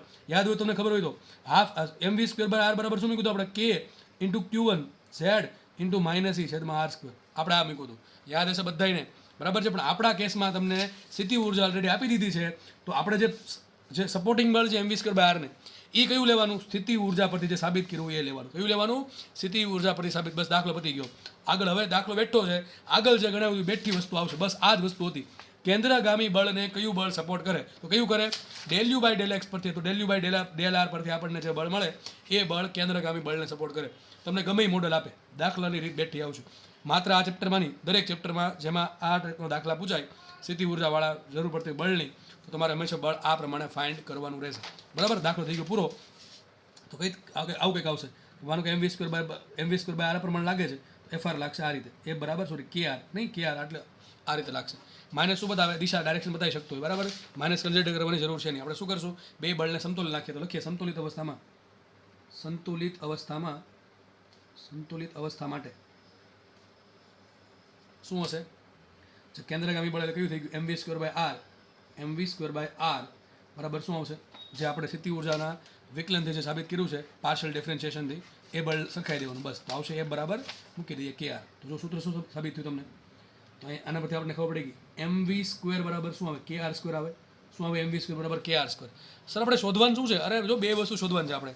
એક તો કુલ ઉર્જા શોધવાની છે અને એક ત્રિજ્યા શોધવાની છે, બરાબર છે. કુલ ઉર્જા ક્યારે મળે? તો એક તો પાકું છે એની પાસે સ્થિતિ ઉર્જા તો છે જ. ચલો સ્થિતિ ઉર્જા તમને આપી દીધી. કેટલી આપી દીધી? યુ બરાબર હાફ કે આર સ્ક્વેર. બાકી શું રહ્યું? ગતિ ઉર્જા બાકી રહી. શું બાકી રહ્યું? ગતિ ઉર્જા. તો ગતિ ઉર્જા ક્યાંથી મળે? અહીંથી મળે. યાદ રાખો, ગતિ ઉર્જા ક્યાંથી શોધવાની? ગતિ ઉર્જા શોધવાની હંમેશા કેન્દ્રગામી બળ પરથી. કેમ ખબર પડે? ગતિ ઉર્જાનું સૂત્ર આવશે હાફ એમ આર સ્ક્વેર અને કેન્દ્રગામી બળનું સૂત્ર શું આવશે? એમ વી સ્ક્વેર. તો બેમાં કંઈક સામ્યતા છે. ગતિ ઉર્જાનું સૂત્ર આવે હાફ એમ વી સ્ક્વેર અને કેન્દ્રગામી બળનું સૂત્ર આવે એમ વી સ્ક્વેર બાય આર. તો એમ વી સ્ક્વેર દેખાય કે નહીં? બરાબર છે. તો આ પરથી યાદ રાખજો, ગતિ ઉર્જા જ્યારે પણ મેળવવાની થાય ને વસ્તુ વર્તુળાકાર ગતિ કરતી હોય, એક ભાઈને યાદ કરવાનો હંમેશા. કોને યાદ કરવાનો? કેન્દ્રગામી બળને. અથવા જ્યારે પણ તમારે વેગ શોધવાનું થાય તો પણ સેમ વસ્તુ યાદ રાખો. ચેપ્ટર નંબર 1 માં તમને ભણાવેલું છે કે એક વિદ્યુતભાર અહીંયા હોય, એક વિદ્યુતભાર અહીંયા હોય, બે ભ્રમણ કરતા હોય. યાદ કરો, સેમ વસ્તુ હતી. બેનું જે અપાકર્ષી બળ છે, બરાબર, બાર તરફ આપણે બાર તરફ અપાકર્ષી બળ લાગે, સામે કયું બળ લાગતું છે? કેન્દ્રગામી બળ. આપણે બે સરખાવતા. આવી વસ્તુ આપણે સોલ્વ કરેલી છે. તમે રિવિઝન કર્યું છે તો, અથવા તમે યાદ હશે તો, બરાબર છે. તો યાદ રાખો, જ્યારે પણ તમારે વર્તુળાકાર ગતિમાં વેગ શોધવાનું થાય કે ગતિ ઉર્જા શોધવાનું થાય, કોને યાદ કરવાનો? એમ વી સ્ક્વેર બાય આર. ચલો મૂકી દઈએ કે મેં. તો એમ વી સ્ક્વેર બાય આર બરાબર શું આવશે? કે આર. કે આર ક્યાંથી મળ્યું આપણને? Del you by del R પરથી, સ્થિતિ ઉર્જા પરથી. હવે આપણે એક કામ કરીએ, ગતિ ઉર્જા શોધવાનું છે. તો બે બાજુ શું કરીએ? હાફ એક તો આર અહીંયા આવી ગયો એટલે આપણે હાફ વડે ગુણી નાખીએ. સાબિત શું થશે? માટે બે વડે ગુણ નાખો. શું આવશે અહીંયા? Half M V square is equal to half K R square. આ શું થઈ ગઈ? ગતિ ઉર્જા. શું થઈ ગયા? ગતિ ઉર્જા. ગતિ ઉર્જા માટે આવો સિમ્બોલ કરું છું કારણ કે આ કે ભેગો ન થાય એટલા માટે. તો મને મળી ગઈ ગતિ ઉર્જા. માટે ગતિ ઉર્જા કે બરાબર શું આવ્યું? Half K R square. કેટલું આવ્યું? Half K R square. આપણે રકમમાં સ્થિતિ ઉર્જા કેટલી આપી? સ્થિતિ ઉર્જા યુ કેટલી આપી? એ પણ એટલી જ આપી. કેટલી? Half K R square. દેખાય કે નહીં? રકમમાં આપેલ છે ભાઈ, મેં નથી ઉઠાવી, બરાબર છે. રકમમાં આપેલી છે. કેટલી આવે? યુ બરાબર હાફ કે આર સ્ક્વેર. રકમમાં તમને આપેલી છે. તો કુલ ઉર્જા મળે કે ન મળે? ચલો કુલ ઉર્જા આપણને મળી જશે. આના પરથી મને મળી જશે કુલ ઉર્જા. લખીએ. માટે કુલ ઉર્જા ઓલવેઝ કેટલી હોય? ઈ બરાબર બે ઉર્જા આવશે, કે પ્લસ યુ. એક તો સ્થિતિ ઉર્જાના કારણે કંઈક ઉર્જા આવશે અને ગતિ ઉર્જાના કારણે ઉર્જા આવશે. તો કે પ્લસ યુ. તો કે મુખ્ય કિંમત કેટલો આવશે? Half K R square plus half K R square. Half K R square plus half K R square બરાબર શું આવશે? અડધું અડધું આખું કે આર સ્ક્વેર. તો એક તો તમને આ પ્રશ્ન, એટલો પ્રશ્ન પૂછી શકે, તમને અહીં સુધી પ્રશ્ન પૂછી શકે કે આ મોડેલ પ્રમાણે ઇલેક્ટ્રોનની કુલ ઉર્જા કેટલી હોય? તો શું આન્સર આવશે? કે આર સ્ક્વેર. આટલો સુધી પણ તમને પ્રશ્ન પૂછી શકે. અને હું તો એમ કહું, આટલા સુધી પણ પ્રશ્ન પૂછી શકે કે કેન્દ્રગામી બળ ને સપોર્ટિંગ બળ કયું છે? તો કે આર અથવા માઇનસ કે આર. બરાબર કે નહીં? સમજ પડે કે નહીં? તો આમાં દાખલો તમને ટુકડે ટુકડે પણ પૂછી શકે છે. ખાસ નીટવાળા એને લાગતું દાખલા ટાઈપના ન પૂછે તો ભૂલી જજો, બરાબર છે. લેવલ વધી શકે, બરાબર છે. તો 2-3 વર્ષથી બહુ લેવલ ઇઝી આવે છે, પણ જ્યારે અઘરું આવ્યું ને ત્યારે ફિઝિક્સ રોવડાઈ દેશે. ખબર નહીં પડે કે આપણે ક્યાં એમબીબીએસ કે હાથમાંથી વહી ગયું. તો કુલ ઉર્જા આવશે half K R square plus half K R square બરાબર કે આર સ્ક્વેર. આમ તો તમારું સદનસીબ છે કે તમે જે જીની હારે નીટે ભણો, સોરી નીટની હારે જી પણ ભણો છો. એટલે કદાચ તમે જીનું લેવલ કરશો તો નીટ તો પછી આમ રમતા રમતા આવડી જશે. અને જે લોકોને આવડતું હશે અથવા જે લોકોએ આ વસ્તુનો એક્સપિરિયન્સ કર્યો હશે એને ખબર હશે કે હું શું બોલું છું, બરાબર છે. તો કુલ ઉર્જા આપણને મળી ગઈ. રકમમાં શું શોધવાનું છે? રકમમાં શોધવાનું છે તમારે આર પ્રપોર્શનલ ટુ એન ને ઈ પ્રપોર્શનલ ટુ એન, બરાબર છે.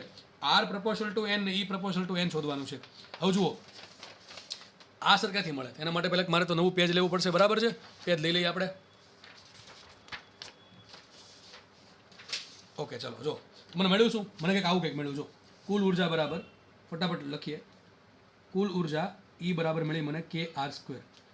એક કામ કરીએ, મેં તમને કીધું હતું આરમાંથી એનમાં જાવ કેમ જશો? જો એક તો તમને સૂત્ર આ મળી ગયું, ઈ બરાબર કે આર સ્ક્વેર. બીજું કંઈક જો અહીંયા મળ્યું હતું, અહીંયા કંઈક મળ્યું હતું એમ વી સ્ક્વેર બરાબર કે આર સ્ક્વેર. એની પર જરૂર પડશે. હમણાં કહું છું કેમ જરૂર પડશે. એમ વી સ્ક્વેર બરાબર કે આર સ્ક્વેર. તો આને પછી લખાઈશું મારે. એમ તો અચળ છે, કે અચળ છે, લખાઈશું v square proportional to r square. તો લખાઈશું માટે વી પ્રપોર્શનલ ટુ આર. શું સાબિત થયું? વી પ્રપોર્શનલ ટુ આર. એક તો આ સાબિત થયું અને સમીકરણ નંબર 1 આપું. અને આપણે હમણાં સાબિત તો કરી દીધું છે અને જરૂર પડશે આપણે, કારણ કે આ શોધવાનું છે એટલા માટે. ઈ બરાબર કે આર સ્ક્વેર છે. સમજ પડી ગઈ? હવે સર પણ મારો જે મને ક્વેશ્ચન પૂછ્યો છે એમાં એન નાખવાનું છે. એન લાવો ક્યાંથી? એક જ તમને એક જ વસ્તુ એન આપે. જો આ વસ્તુ યાદ રાખો, આરને અને એનને ભેગા કરવા માટે તમને જે બોરનું મોડેલ ભણાવ્યું હતું એ અને આ જે મોડેલ ભણાવું છું એમાં પણ એક જ વસ્તુ આવે. શું આવે? એલ બરાબર એન જ અપોન 2π. મુખ્ય કિંમત આપણે એલ બરાબર શું હોય? એન જ અપોન 2π હોય. અને બીજું સૂત્ર શું હોય? એલ બરાબર હોય એમ વી આર. કરો બેન ભેગા. માટે એમ વી આર બરાબર શું આવશે? N h upon 2π. મારે ખાલી કામ કરવું છે આરનો અને એન વચ્ચે સંબંધ શું છે? અચળ વસ્તુ કાઢી નાખે. ચલો એમ અચળ છે, અચળ છે. વી અચળ છે? ના સર, વી અચળ નથી. અલગ અલગ કક્ષામાં અલગ અલગ વેગ હોય છે, દેખાય છે ને. જેટલી ત્રિજ્યા મોટી એટલો વેગ મોટો. તો આપણે ચલો એમ વીને રાખવો પડશે. આર તો રાખવો છે. એચ અચળ છે, 2/π અચળ છે. તો શું આવશે? 2π અચળ છે, સોરી. તો શું આવશે? V R proportional to N. શું આવશે? V R proportional to N. તો આના પરથી મને બહુ મસ્ત ખબર પડી ગઈ કે V R proportional to N. પણ જુઓ તમે, હું વીની જગ્યાએ આર લખી શકું પ્રપોર્શનલમાં. પ્રપોર્શનલમાં જ્યારે વસ્તુ ચાલતી હોય તો વીની જગ્યાએ આર લખી શકું. તો વીની જગ્યાએ શું લખવું? આ ઇક્વેશન અહીંયા ઉપયોગ કરી દો. એટલા માટે મેં જો લખ્યું છે mv² બરાબર kr સ્ક્વેર. કારણ કે મને ખબર છે કારણ કે આ જે એલનું સૂત્ર છે એમાં વી આર આવે અને વી અચળ નથી, એટલે આપણે આ બેન ભેગા કરવા આપણે. મારે વીનો આરનો સંબંધ જુએ, બરાબર છે. તો વી પ્રપોર્શનલ ટુ આર હોય તો હું વીની જગ્યાએ શું લખી નાખું? આર. અહીં લખી નાખું છું વીની જગ્યાએ આર. તો શું આવશે અહીંયા? આર. વીની જગ્યાએ લખો આર. આર એમને પ્રપોર્શનલ ટુ એન. તો સાબિત થયું r² પ્રપોર્શનલ ટુ એન માટે r proportional to root N. ચલો એક વસ્તુ મળી ગઈ મને. અથવા લખાય r પ્રપોર્શનલ ટુ n ની અડધી ઘાત. ખબર પડે કે ન પડે? ચલો એક વસ્તુ મને મળી ગઈ. પહેલો ક્વેશ્ચન શું હતો? પહેલો ક્વેશ્ચન એવો હતો કે r પ્રપોર્શનલ ટુ n ની x ઘાત. શું છે question? r proportional two n ની x ઘાત. તો x બરાબર શું આવશે? અડધું આવશે. એક વસ્તુ મને મળી ગઈ. x કેટલા આવશે? અડધું આવશે, 1/2. બીજો ક્વેશ્ચન શું છે? e પ્રપોર્શનલ ટુ n ની y ઘાત. ચલો મારે e નો n નો સંબંધ જોઈએ છે. કાંઈ નહીં, આપણે આપણે યાદ કરીએ. ચલો શું હતું સૂત્ર? e બરાબર હતું kr². શું હતું? e બરાબર kr². મૂકી દઈએ. હવે જો આપણે સાબિત કર્યું, મારે e નો r નો સંબંધ નથી જોતો, મારે સંબંધ જોઈએ છે e નો n નો. પણ એનો કોણ લાવશે? r લાવશે. તો r શું છે સંબંધ? r² પ્રપોર્શનલ ટુ લખાય એમ. તો લખી દો અહીંયા r². આના પરથી નામ લખી નાખો. e બરાબર kr² લખાઈશું e proportional two r². કારણ કે કે તો અચળ છે એટલા માટે, બરાબર છે. e proportional two r². અને r² પ્રપોર્શનલ શું છે? n છે. તો લખાઈશું માટે e પ્રપોર્શનલ ટુ n. મને મળી ગયો સંબંધ. રકમ શું માંગે છે? e પ્રપોર્શનલ ટુ n ની y ઘાત. તો n ની y ઘાત કેટલી છે? 1. તો માટે સાબિત થયું y બરાબર. દાખલો મસ્ત છે, પણ મને બહુ ઇઝી દાખલો લાગ્યો છે, બરાબર છે. દાખલો એકદમ ઇઝી દાખલો છે, ખબર પડતી હોય તો. બાકી ગોખવો હોય તો દાખલો ગોખશો ને તોય નહીં ફાવે. કારણ કે મારે નાનકડો એવો ચેન્જ કરવો પડે રકમમાં. આખો દાખલાની પથારી ફરશે. કારણ શું? અહીંયા નાનકડો ચેન્જ કરો તો વિકલનમાં ચેન્જ આવે, વિકલનમાં ચેન્જ આવે તો ગતિ ઉર્જામાં, વિકલનમાં ચેન્જ આવે તો બળમાં ચેન્જ આવશે, બળમાં ચેન્જ આવે તો mv². તમે જે ગતિ ઉર્જા શોધશો એ ગતિ ઉર્જામાં ચેન્જ આવશે, ગતિ ઉર્જામાં ચેન્જ આવે તો કુલ ઉર્જામાં ચેન્જ આવે, બરાબર છે. પણ આમાં ચેન્જ નહીં આવે. આ તો ફિક્સ રહેશે. કયું? એલ બરાબર NH/2π બરાબર mvr. એટલે આમાં કંઈ ચેન્જ નહીં આવે. વી આર પ્રપોર્શનલ ટુ n, બરાબર છે. ઓકે, ચલો. પણ અહીંયા આગળ દાખલો ગણતા આવશું તો અહીંયા વીનો અને આરનો સંબંધ બદલાઈ જશે. દાખલો ગોખવો નહીં, દાખલો સમજો. એવું લાગે તો બીજી વખત દાખલો જોઈ લેવો, બરાબર. ચલો નેક્સ્ટ આપણે એક ટોપિક ભણવાનો છે. ટોપિક તો નહીં કહી શકાય કારણ કે આપણે ભણી જ ગયા છે, એ જ વસ્તુ છે. પણ આમ તો શોર્ટકટ તમને શીખવાડ્યું છે. મારે તમને શોર્ટકટ શીખવાડી છે. અને આના આધારિત દાખલા, આ જે ટોપિક ચાલે છે એમાં એના આધારે દાખલા પૂછવાનો ચાન્સ વધારે છે, બરાબર છે. આ ટોપિકમાંથી દાખલા પૂછવાનો ચાન્સ છે કારણ કે ટોપિક ઇઝી છે અને દાખલા દર વખતે પૂછાય છે આમાંથી. ચલો શું કહે છે જો, માનો આપણે એક એક્ઝામ્પલથી સમજીએ, તમને આરામથી મગજમાં ઉતરી જાય. હું એક એક્ઝામ્પલ લઉં છું, બરાબર છે. માનો કે કોઈ ઇલેક્ટ્રોન 5મી કક્ષામાં છે. સમજો, કોઈ ઇલેક્ટ્રોન 5મી કક્ષામાં છે. કોની 5મી કક્ષા ખબર નથી. કોઈ પણ એક તત્વ છે, પરમાણુ છે, એની 5મી કક્ષામાં ઇલેક્ટ્રોન છે. એ 5મી કક્ષામાંથી ઇલેક્ટ્રોન 3જી કક્ષામાં આવે. હું તમને પ્રશ્ન પૂછું કે ઇલેક્ટ્રોન 5મી કક્ષામાં 3જી કક્ષામાં આવે તો કંઈક આપણને વિકિરણ મળશે, બરાબર ને. ઊંચી કક્ષામાંથી નીચી કક્ષામાં આવે તો કંઈક આપણને f આવૃત્તિનું અથવા લેમ્બડા તરંગ લંબાઈનું કંઈક વિકિરણ મળશે. માની લો કે મને f1 આવૃત્તિનું વિકિરણ મળ્યું તો f1 કેટલા હશે? તો ભાઈ બોરને યાદ કરો. શું કીધું હતું બોરે? કે ઊંચી કક્ષામાંથી નીચી કક્ષામાં આવે તો તમને f આવૃત્તિ અથવા લેમ્બડા તરંગ લંબાઈનું વિકિરણ મળે. એ વિકિરણની આવૃત્તિ અથવા તરંગ લંબાઈ કઈ સૂત્રથી મળે? આ સૂત્ર પરથી. મોટી કક્ષાની ત્રિજ્યા, મોટી કક્ષાની ઉર્જા માઇનસ નાની કક્ષાની ઉર્જા બરાબર h. અરે ભાઈ આને દાખલા ગણ્યા આપણે અત્યાર સુધી એ જ કીધું હતું. આપણે અત્યાર સુધી એ જ કર્યું છે કે મોટી કક્ષાની ઉર્જા માઇનસ નાની કક્ષાની ઉર્જા બરાબર hf બરાબર શું લખી શકાય? hc/λ. અરે આના પરથી જ બધા સૂત્ર સાબિત કર્યા આપણે અત્યાર સુધીમાં, 1/λ વાળો બધા, બરાબર છે. તો આપણે આગળ વધીએ. જો હવે માનો કે 5મી કક્ષામાં ઇલેક્ટ્રોન હતો, લખાઈશું e5 માઇનસ કઈ કક્ષામાં આવ્યું? 3જી કક્ષામાં. તો શું લખાય? e5 - e3 બરાબર શું લખાશે? hf. f તરીકે ધારો કે મેં નામ આપ્યું f1. ખબર પડી ગઈ? તો આ બધાની ઇક્વેશન ખબર પડી ગઈ ક્યાંથી આવે છે. e5 - e3 બરાબર hf1. શું આવશે? e5 - e3 બરાબર hf1 એક સૂત્ર મને મળ્યું, બરાબર. અથવા તમને એવું લાગતું તો આમે લખી શકાય hc/λ1. શું લખાય? hc/λ1. એ ફરક પડે નહીં. ઓકે, ચલો. હવે માનો આપણે અહીંયા પહોંચી ગયા. હજી જે ઇલેક્ટ્રોન છે એની પાસે ઉર્જા છે અને ક્ષમતા છે કે પહેલી કક્ષામાં જાય, બરાબર. ખાલી એક્ઝામ્પલ છે, પહેલી કક્ષામાં જાય, એ કોઈ પણ કક્ષામાં જાય. માનો કે ઇલેક્ટ્રોનનો બીજો કૂદકો મારે. યાદ કરો દાખલો ગણાવ્યો તો ક્રમિક સંક્રાંતિ વાળો. એવું થાય છે અહીંયા. 5મીમાંથી 3જીમાં આવ્યો, 3જીમાંથી પહેલીમાં આવે. માનો કે ઇલેક્ટ્રોન જે છે 3જી કક્ષામાં હવે કૂદકો મારીને એટલે કે સંક્રાંતિ કરીને ફરી પાછો પહેલી કક્ષામાં આવે. હું તમને જસ્ટ ખાલી સમજાવું છું. હવે પહેલી કક્ષામાં આવશે તો ઊંચી કક્ષામાંથી ક્યાં આવે છે? નીચી કક્ષામાં આવે છે. ઊંચી કક્ષામાંથી નીચી કક્ષામાં આવે તો કંઈક ફરીથી આપણને કંઈક વિકિરણની ઉર્જા મળશે. ધારો કે જે ઉર્જા મળે છે અથવા જે વિકિરણ મળે છે એની આવૃત્તિ કંઈક અલગ હશે અહીંયા મેં નામ આપ્યું F1, અહીંયા નામ આપ્યું F2. ભાઈ F1 F2 મેં નામ આપ્યા છે, તમે કોઈ પણ નામ આપી શકો, બરાબર છે. તમને જે સારું લાગે આપી શકો. F100, F1001, તમને જે સારું લાગે, 501, 111, 101, જે સારું લાગે આપો, બરાબર છે. માનો કે ત્રીજી કક્ષામાંથી પહેલી કક્ષામાં આવ્યો અને આપણને આવૃત્તિ મળે છે F2. કઈ મળે છે? F2. સૂત્ર શું આવશે આનું? E3 - E1 બરાબર HF2. શું બનશે? E3 - E1 બરાબર શું આવશે? HF2. બરાબર કે નહીં? હવે એક કામ કરીએ, સમજો, બરાબર છે. બે ક્વેશ્ચન બની ગયા, પહેલું ક્વેશ્ચન બન્યું, બીજું બન્યું. હવે કામ કરો, આવું બની શકત કે માનો કે ઇલેક્ટ્રોન ડાયરેક્ટલી પાંચમી કક્ષામાંથી ડાયરેક્ટલી પહેલી કક્ષામાં આવી ગયો. ઇલેક્ટ્રોન પાંચમી કક્ષામાંથી સીધો પહેલી કક્ષામાં આવ્યો, તો શું થાય? તો હતો ક્યાં? પાંચમી કક્ષામાં. આવો ક્યાં? પહેલી કક્ષામાં. માનો કે આ વખતે આ સંક્રાંતિ દરમિયાન તમને આવૃત્તિ મળે છે F3. કેટલી મળે છે? F3. ચલો સૂત્ર શું આવશે આનું? E5 - E1 બરાબર HF3. શું આવશે? E5 - E1 બરાબર HF3. આવું મળશે કે બને? એક કામ કરીએ, ઉભા રહ્યો સર. એક સમીકરણ અહીંયા બન્યું હતું, એક સમીકરણ અહીંયા બન્યું છે. પહેલાં આ બેનો વિવડ કરીએ. જો મને સમીકરણ પહેલાં શું બન્યું? A5 - E3 બરાબર HF1. બીજું સમીકરણ શું મળ્યું? E3 - E1 બરાબર F2 મળ્યું હતું. સમજો ભાઈ, ખાસ સમજો. હવે એક કામ કરો, તમે આ બે સમીકરણો સરળો કરો. ચલો શું કરો? આ સમીકરણનો આની જોડે સરળો કરો. તો જો અહીંયા -E3 છે, આ +E3 છે, ઉડી જશે બે. તો વધે શું? E5 - E1. E5 - E1 બરાબર શું આવશે? અહીંયા કરો સરળો. HF1 + HF2. તો એમાંથી H કોમન કરો, શું વધે? H કાઉન્સમાં F1 + F2. તો જો આ શું મળ્યું મને? અહીંયા કંઈક આવું મળ્યું. E5 - E1 આ બે જો આ પ્રમાણે જ કર્યું. જો આપણે પહેલાં આમાં ગયા પછી આમાં ગયા, એ બેને ભેગું કર્યું તો આપણે કંઈક આવું મળ્યું. E5 - E1 બરાબર H × F1 + F2. આપણે ખબર પડી ગઈ. મને ઇક્વેશન આ મળ્યું, મેન ઇક્વેશન આપણને આ મળ્યું. સર આમાં કંઈક થાય છે જો કે ડાયરેક્ટલી પાંચમાંથી પહેલીમાં સમીકરણ શું બને? E5 - E1 બરાબર HF3. તો આ સમીકરણ શું કહે છે કે E5 - E1 બરાબર H × F1 + F2 હોય, અને આ સમીકરણ શું કહે? E5 - E1 બરાબર HF3 હોય. તો બેન સરખાવો શું સાબિત થશે? અરે આ તો બે સરખા જ છે ને, બે સરખા છે કે નહીં? તો H ઉઠશે, સાબિત શું થયું? F1 બરાબર F1 + F2 બરાબર F3. બસ આ વસ્તુ સમજાવવા માટે મેં તમને એક્ઝામ્પલ સમજાવ્યું. તો આકૃતિ જો તરત યાદ રહી જાય. જો ઇલેક્ટ્રોન પાંચમીમાંથી ત્રીજીમાં આવે, આવૃત્તિ મળી F1. ત્રીજીમાંથી પહેલીમાં આવે, આવૃત્તિ મળી F2. તો પ્રશ્ન તમને આમ પૂછશે, તમને આમ પ્રશ્ન પૂછશે કે પાંચમીમાંથી ત્રીજીમાં આવે તમને આવૃત્તિ F1 મળે છે, ત્રીજીમાંથી પહેલીમાં આવે તમને આવૃત્તિ F2 મળે છે. તો એમ પ્રશ્ન પૂછશે, જો ઇલેક્ટ્રોન ડાયરેક્ટલી પાંચમીમાંથી પહેલીમાં આવે તો કેટલી આવૃત્તિ મળે? શું મળે? F3 મળે. તમને આમે આપી દે, F3 આપી દે, F2 આપી દે, F1 પૂછે, F1 આપી દે, F3 આપી દે, F2 પૂછે. સમજ પડે કે ન પડે? સૂત્ર શું આવશે? આ આવશે. ડાયાગ્રામ જોઈને ખબર પડી જાય. માનો કે તમને એક એક્ઝામ્પલ આપું. જો આ કક્ષા તો ધારો કે આ કક્ષા છે N1મી, આ કક્ષા છે N2મી, આ કક્ષા છે N3મી, બરાબર છે. માનો કે ઇલેક્ટ્રોન છે એ અહીંથી અહીંયા આવ્યો, આવૃત્તિ મળી આપણને F', સમજવા માટે. પછી બીજીમાંથી N1માં આવ્યો, આપણને આવૃત્તિ મળી F'. તો ક્વેશ્ચન એમ છે, ત્રીજીમાંથી પહેલીમાં કેટલી આવૃત્તિ મળે? તમારે ફટાફટ કહી દેવાનું કે માનો કે ત્રીજીમાંથી પહેલીમાં આવે ને આપણને આવૃત્તિ મળે છે F'. સૂત્ર શું આવશે? F'' બરાબર F' + F'. આટલું આવડે કે ન આવડે? આટલું લખતા આવડી જવું જોઈએ. હવે જેમ તમને આવૃત્તિના દાખલા પૂછે એમ તમને તરંગ લંબાઈને પૂછી શકે, બરાબર. આમ તમને પ્રશ્ન પૂછાય. જો આ N3 નામ આપીએ અને N2 નામ આપીએ અને N1 નામ આપીએ. એના પહેલાં એક કામ કરીએ. જો આપણે સમીકરણ શું મળ્યું આપણને? F1 + F2 બરાબર F3. હવે માનો કે મને રકમમાં છે ને આવૃત્તિનો દાખલો જ પૂછ્યો, મને તરંગ લંબાઈને પૂછ્યું, તો મને આરામથી જતા આવડે જ છે.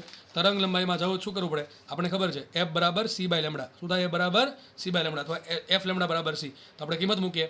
F1 બરાબર શું મૂકાશે? C/λ. ગણતરી C1 મૂકે. અરે ભાઈ પ્રકાશનો વેગ છે, અચળ જ હોય, બરાબર. તો F1 બરાબર શું આવે? C/λ1. F2 બરાબર શું આવે? C/λ2. F3 બરાબર શું આવે?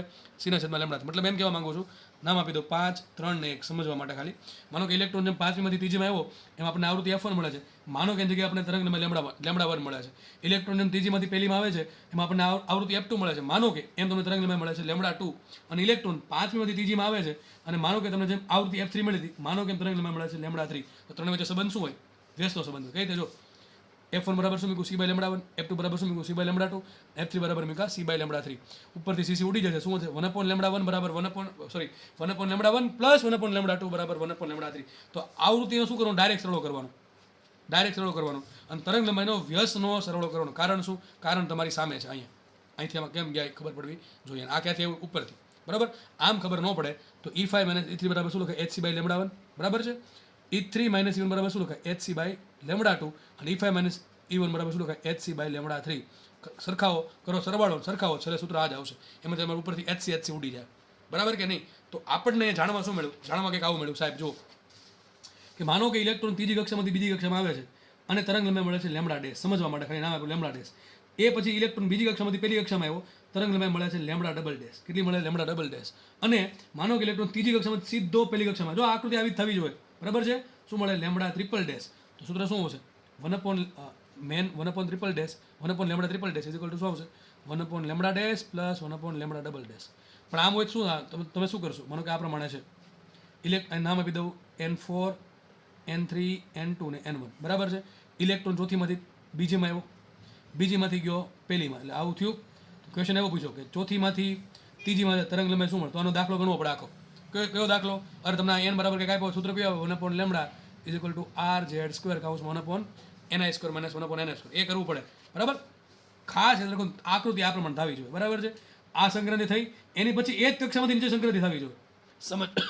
સમજ પડે કે નહીં? અને આ સંક્રાંતિ પછી આ પ્રમાણે થવી જોઈએ, તો જ આ સૂત્ર લાગુ પડે. બાકી આડેધડ ગમે ત્યાં મૂકશો ખોટો પડશે. સમજ પડે કે ન પડે? સમજ પડવી છે, બરાબર છે. તો ખાસ વસ્તુ યાદ રાખવી. ખાસ આવા દાખલા નીટમાં તો બહુ વધારે પૂછે છે. નીટમાં પૂછશે. નીટમાં ખાલી દાખલો એક વખત આવો પૂછ્યો હતો. સાઈડમાં આકૃતિ હતી અને નીચે ઓપ્શન હતા, નીચેમાંથી આ સૂત્ર આનું શું આવે એમ, બરાબર. 4 ઓપ્શન તમને આપ્યા હતા. તો જો દાખલા એકદમ સિમ્પલ પૂછાય છે, તો ખાસ વસ્તુ યાદ રાખવી. પણ ખાસ આકૃતિ બનવી જોઈએ. આમાંથી આમાં આવે, પછી એમાંથી બધું નીચે જવો જોઈએ, અને જે ઉપરથી આવ્યો હતો એ ડાયરેક્ટ નીચે જવો જોઈએ. આ પ્રમાણે આકૃતિ બને તો જ સૂત્ર લાગુ પડે. માનો કે આ પ્રમાણે ન બને, લખી નાખો N0, અને તમને સીધું આમ કહી દે કે N3 માંથી N0 માં જાય તો સૂત્ર શું આવે? તો પછી સૂત્ર લાગુ પડે નહીં, તો દાખલો અલગથી ગણવો પડે આપણે, બરાબર છે. એમ દાખલો ગણવો પડે. ટૂંકમાં આવું તમને નહીં જ આપે, દાખલો પૂછશે આના આધારિત, તો આ પ્રમાણે જ આવશે તમને. ટૂંકમાં આકૃતિ આ પ્રમાણે બનવી જોઈએ. ખાસ યાદ રાખજો. ટોપિક એકદમ ઇઝી છે, અને તમારે સાબિતી તો ચલો યાદ નથી રાખવાની જરૂર, પણ ખાસ યાદ રાખવાનું છે કે ભાઈ આવૃત્તિનો ડાયરેક્ટ સરળો કરવાનો અને તરંગ લંબાઈનો વ્યસ્તનો સરળો કરવાનો, બસ આટલી વસ્તુ યાદ રાખશો, તમને દાખલો સોલ્વ થઈ જશે. તો આપણે લેક્ચર અહીંયા રાખીએ. નેક્સ્ટ લેક્ચરમાં આપણે આ ચેપ્ટરનો છેલ્લો લેક્ચર હશે, બરાબર. ઓકે, ચલો, ધન્યવાદ, જય હિન્દ.